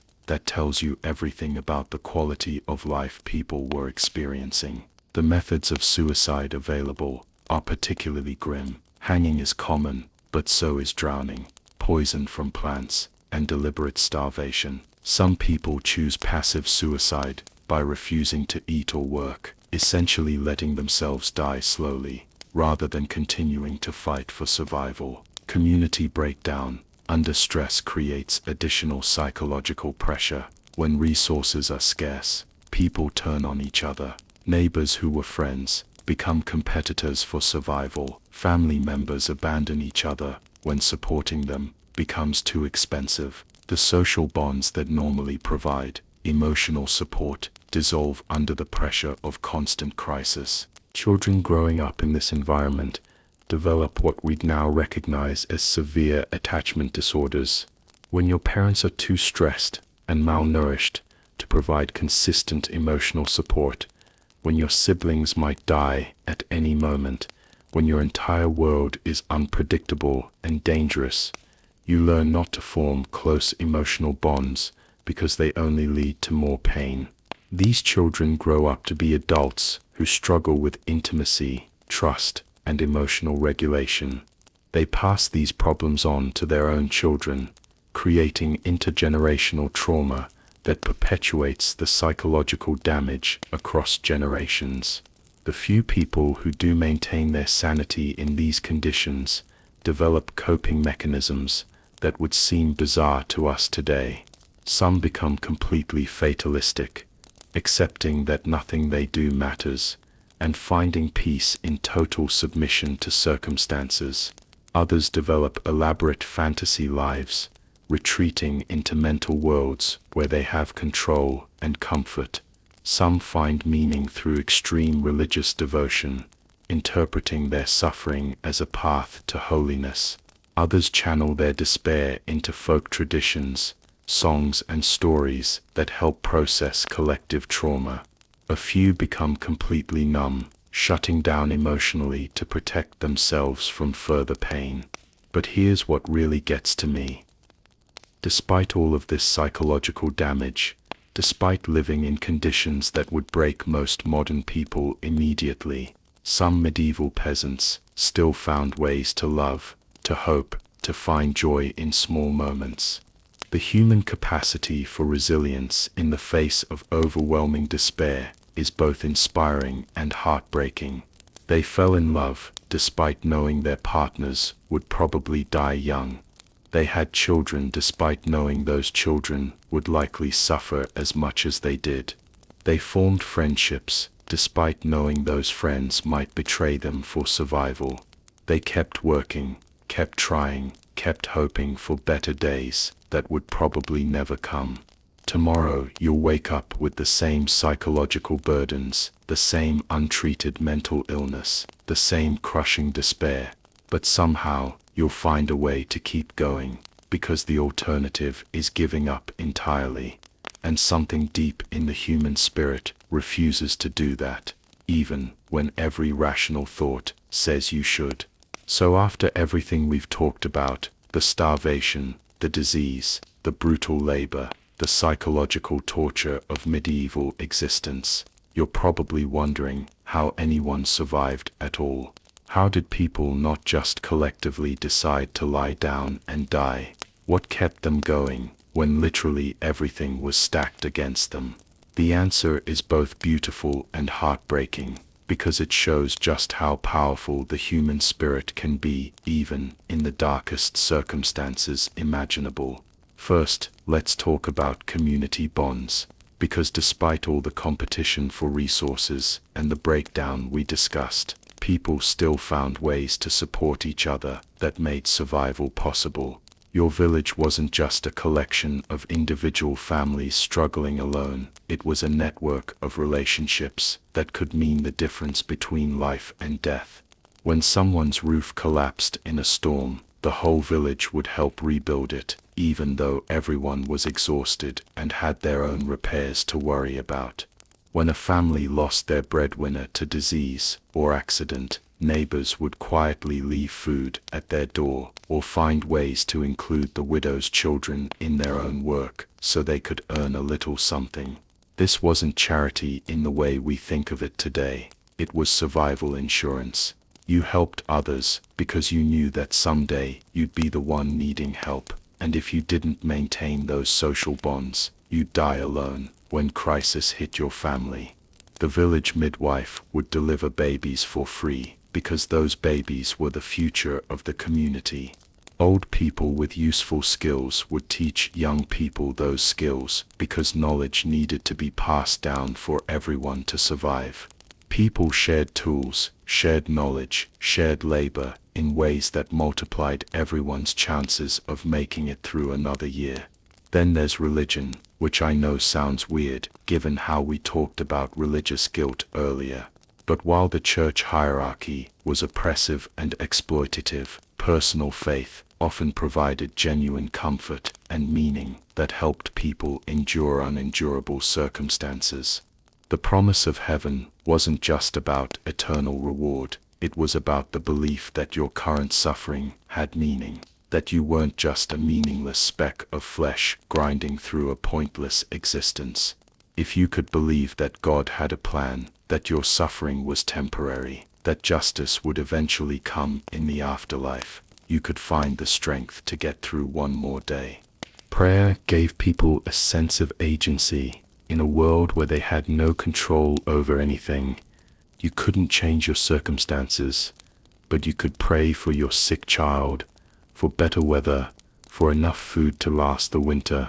It was a way of doing something when there was literally nothing else you could do. Religious festivals and holy days provided breaks in the endless grind of work. These weren't just religious observances, they were community celebrations, where people could briefly forget their misery and connect with something larger than their daily struggle for survival. Easter meant hope for renewal and resurrection. Christmas meant the possibility of miracles and divine intervention. Saints' days meant protection from specific dangers. These celebrations gave people something to look forward to, something to mark the passage of time beyond just survived another day. And let's talk about music and storytelling, because even in the darkest circumstances, humans create art. Village musicians would play simple instruments, pipes, drums, whatever they could make from available materials. People would sing while they worked, not because they were happy, but because rhythm made hard work a little more bearable. The songs weren't all cheerful folk tunes either. Many were work songs that helped coordinate group labor, or sad ballads that acknowledged the reality of their lives while providing an outlet for expressing grief and frustration. Singing together created a sense of shared experience that made individual suffering feel less isolating. Storytelling served a similar function. After the day's work was done, and families were gathered around their pathetic fires, people would tell stories. Some were religious tales about saints and miracles. Others were folk stories about clever peasants outsmarting cruel lords, or about magical solutions to everyday problems. These stories weren't just entertainment, they were psychological survival tools. They provided escape from immediate circumstances. They transmitted cultural values and practical knowledge, and they gave people heroes to identify with and hope for solutions to their problems. Seasonal celebrations connected people to natural cycles that were bigger than their individual struggles. Harvest festivals, even in bad years, marked the completion of the growing season and the community's collective effort to survive another year. Winter solstice celebrations acknowledged the darkness, but also the promise that light would return. These celebrations often included rare indulgences, a bit of extra food, some ale, dancing, games. For a few hours or days, people could pretend they were more than just survival machines. They could remember what it felt like to be human beings, with interests and desires beyond staying alive. Love, amazingly, still happened. People fell in love, got married, created families, even knowing the odds were against happiness. These relationships provided emotional support that made everything else bearable. Having someone who cared whether you lived or died, someone to share both burdens and small joys, made the difference between despair and endurance. Marriages were often arranged for practical reasons, but even arranged marriages could develop into genuine partnerships, where couples supported each other through impossible circumstances. The shared experience of struggling together could create bonds that were incredibly strong. Children, despite the high mortality rates and the fact that they represented more mouths to feed, also provided hope and purpose. Parents would endure almost anything if it meant their children might have slightly better chances than they did. The love for children gave people a reason to keep fighting when fighting for themselves seemed pointless. Even simple physical pleasures could provide moments of relief. The warmth of sun on your face during a brief break from work, the taste of wild berries found while gathering firewood, the satisfaction of finally finishing a difficult task, the relief of lying down after an 18-hour day, even if you were lying down on moldy straw. People developed gallows humor as a coping mechanism. They made jokes about their miserable circumstances, found ways to laugh at the absurdity of their situations, created comedy out of tragedy. This wasn't because they were happy, it was because laughter was one of the few things that couldn't be taxed or controlled by their lords. Small acts of kindness happened more often than you might expect. Someone would share their last bit of bread with a hungrier neighbor. A person would sit with a dying friend so they wouldn't die alone. Children would be quietly adopted by families who could barely feed themselves when their parents died. These acts weren't grand gestures. They were tiny sparks of humanity in an inhumane world, but they were enough to remind people that life could contain something besides suffering, that humans were capable of goodness, even in the worst circumstances. Seasonal changes provided natural rhythms that gave structure to time and hope for improvement. No matter how bad winter was, spring always came eventually. No matter how harsh the current circumstances, they would change, maybe not for the better, but they would change. The simple fact that people had survived previous disasters gave them hope they could survive current ones. Villages had collective memories of famines, plagues, and wars that people had lived through. If others had endured and survived, maybe they could too. These moments of light weren't frequent, and they weren't enough to make medieval life anything approaching pleasant, but they were enough to keep people going, to prevent complete despair, to maintain the spark of humanity that made survival feel worthwhile. Tomorrow you'd wake up, hoping for another tiny moment of grace, in a world that offered precious few of them. So we've talked about all the ways medieval life tried to crush the human spirit, and all the small things that kept people going, despite impossible circumstances. That there comes a moment, and it's different for every person, every community, when enough becomes enough, when the accumulated weight of suffering becomes so unbearable that people decide they'd rather die fighting than keep living on their knees. Let me tell you about 1381, because that's when England experienced something that terrified the ruling class more than any foreign invasion or natural disaster. The moment when peasants stopped accepting their fate and decided to fight back. The Great Peasant Revolt of 1381 wasn't a spontaneous uprising that came out of nowhere. It was the explosion that happens when you compress human misery beyond the breaking point. For decades, the pressure had been building: new taxes, increased labor demands, the social disruption caused by the Black Death, and the growing awareness among peasants that the system keeping them down wasn't actually ordained by God. The immediate trigger was a poll tax, basically a tax on existing, levied equally on rich and poor. For wealthy nobles, this tax was pocket change. For peasants already living on the edge of starvation, it was impossible. You literally could not pay this tax and also feed your family, but the government didn't care. Pay or face imprisonment, torture, and death. But here's what made 1381 different from earlier moments of desperation.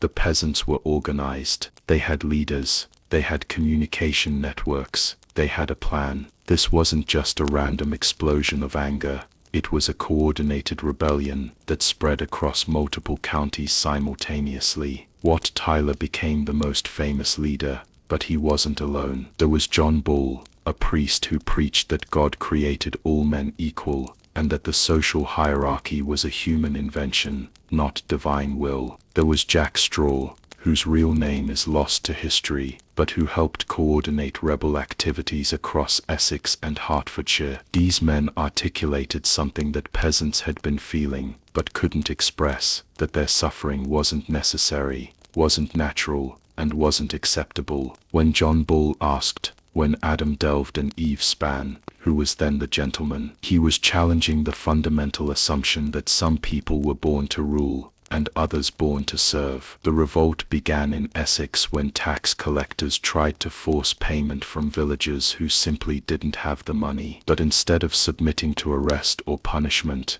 the villagers fought back. They killed the tax collectors, burned the court records that documented their debts and obligations, and declared themselves free. The rebellion spread like wildfire, because the same conditions existed everywhere. Village after village rose up, often simultaneously, suggesting a level of coordination that the authorities had never imagined possible. Peasants who had been isolated in their individual struggles suddenly realized they were part of a massive movement. And for a brief shining moment, it worked. The rebels marched on London, and they weren't just an angry mob. They were an army with discipline and purpose. They occupied the Tower of London. They forced the young King Richard II to meet with them. They executed several high-ranking officials who had been particularly oppressive. The rebels' demands weren't unreasonable by modern standards, but they were revolutionary for their time. They wanted an end to serfdom,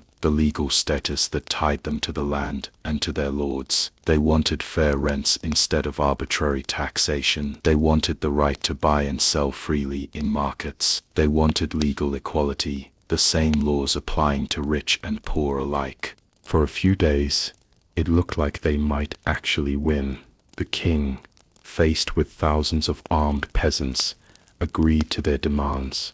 He promised to abolish serfdom, to pardon all rebels, to guarantee fair treatment. The peasants began to disperse, believing they had achieved the impossible. But here's where the story becomes a lesson in why most revolts fail. The ruling class has no intention of honoring agreements made under duress. As soon as the immediate threat was gone, the promises were forgotten.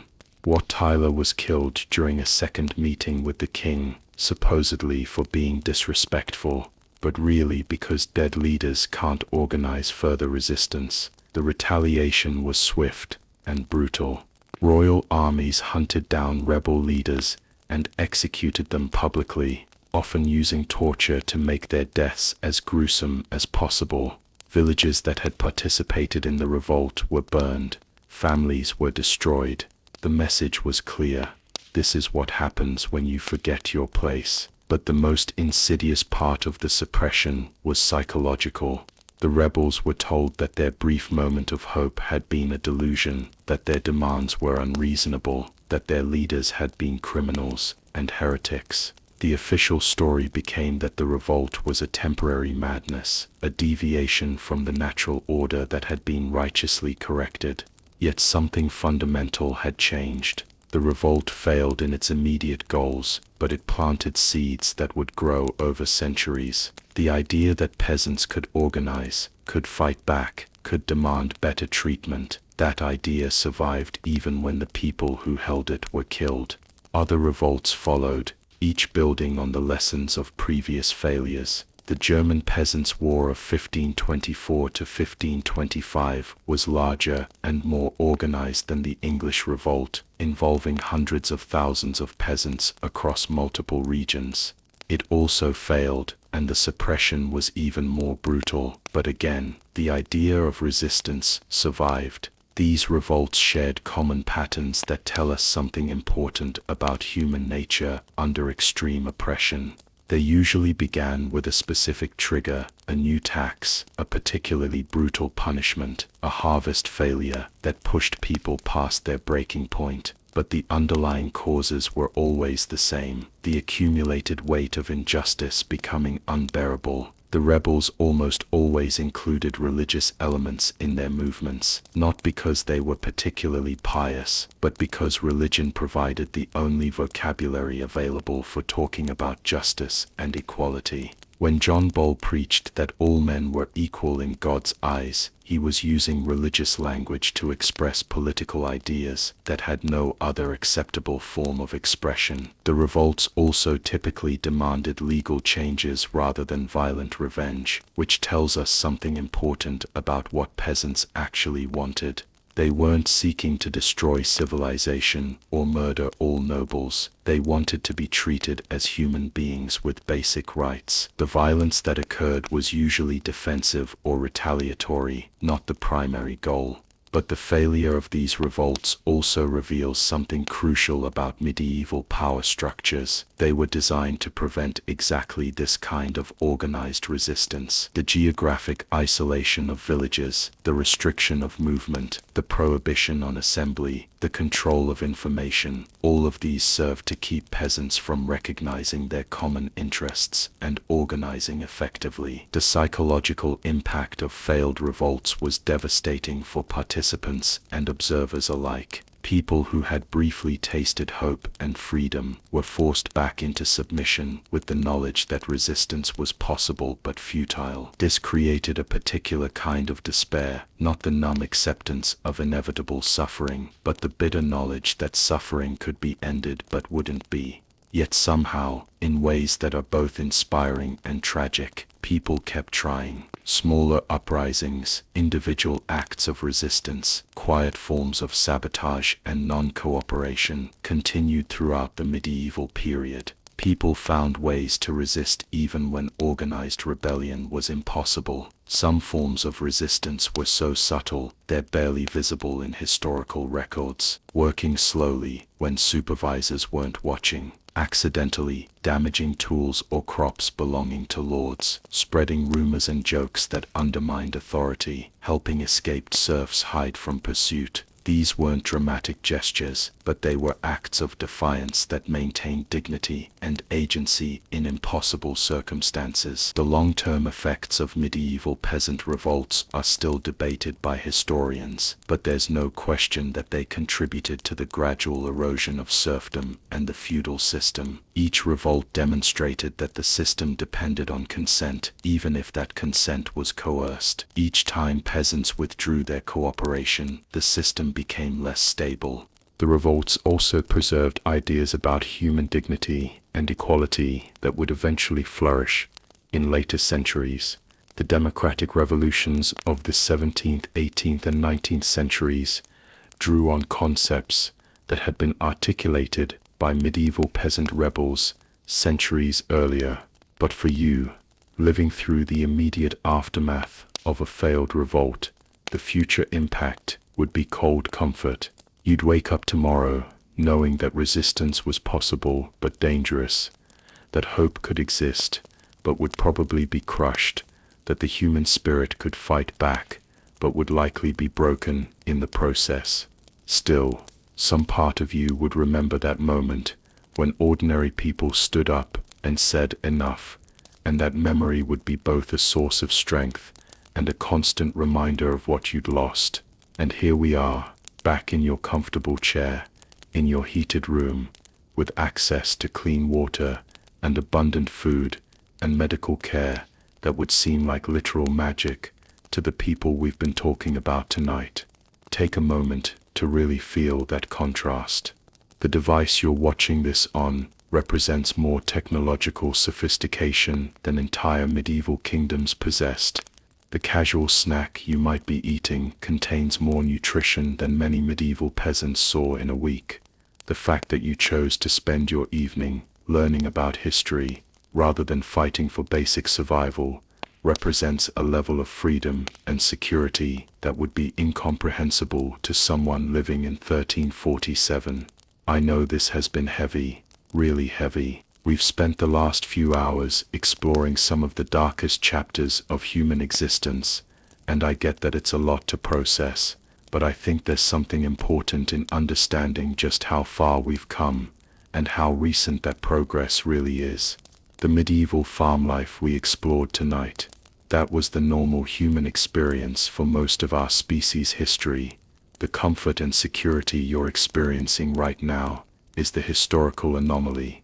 We're living in the most prosperous, healthy, and free period in human history, and sometimes we need reminders of what came before to truly appreciate what we have. But this isn't just about gratitude. Though gratitude is important, it's also about perspective. When we complain about modern problems, and we should, because problems are still problems, it helps to understand the scale of human suffering that came before us. The worst day you've had recently would probably rank among the better days in a medieval peasant's life. That doesn't minimize your struggles, because pain is pain, and suffering is suffering. But it does remind us that human beings are incredibly resilient, that people have survived and even found meaning in circumstances that would break us immediately. If they could find reasons to keep going in medieval hell, maybe we can find strength to deal with whatever we're facing today. There's also something to be learned about the systems that create or prevent human suffering. The medieval world wasn't cruel by accident. It was designed to concentrate wealth and power in the hands of a few, while keeping everyone else in desperate poverty. Those systems didn't just happen, they were created and maintained by people who benefited from them. And here's the thing that both gives me hope and keeps me up at night. We're still making choices about what kind of systems we want to live under. We're still deciding how much inequality to accept, how much suffering to tolerate, how much power to concentrate in how few hands. The peasants we talked about tonight didn't have those choices. And maybe that's the most important lesson from this dark journey through medieval farm life, that the future isn't predetermined, that human suffering isn't inevitable, and that ordinary people have more power to shape their world than they often realize. Thanks for taking this journey with me tonight. I know it wasn't easy, but I hope it was worthwhile. If you genuinely enjoyed this dive into history's darker truths, I'd appreciate that like and subscribe, but only if it felt genuine. There's too much fake engagement online already. Let me know in the comments what struck you most about tonight's exploration. What surprised you? What made you grateful? What made you think differently about our modern world? Until next time, sleep well in your comfortable beds, in your safe homes, in this remarkable moment of human history, when such things are possible. Sweet dreams.